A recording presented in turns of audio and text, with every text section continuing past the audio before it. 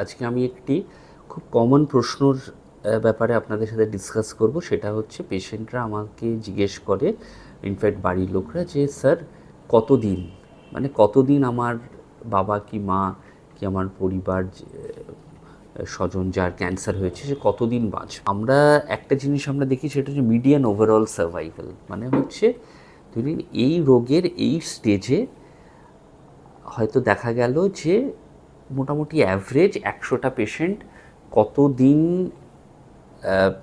বাঁচলো সেইটার করে আমরা একটা অ্যাভারেজ করি।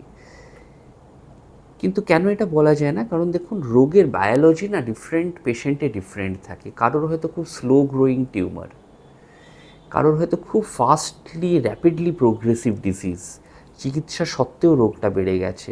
আর কোনো পেশেন্টের হয়তো দেখা যায় যে চিকিৎসা করে রোগটা বেশ কিছুদিন ভালো কন্ট্রোলে থাকলো। মানে বিভিন্ন লোকের ক্যান্সারের বিভিন্ন বায়োলজি থাকে। তো তাই জন্যে এরম করে একটা অ্যাভারেজ করাটাও সত্যি খুব ডিফিকাল্ট হয়। আবার হচ্ছে বিভিন্ন রোগের আবার বিভিন্ন আউটকাম থাকে।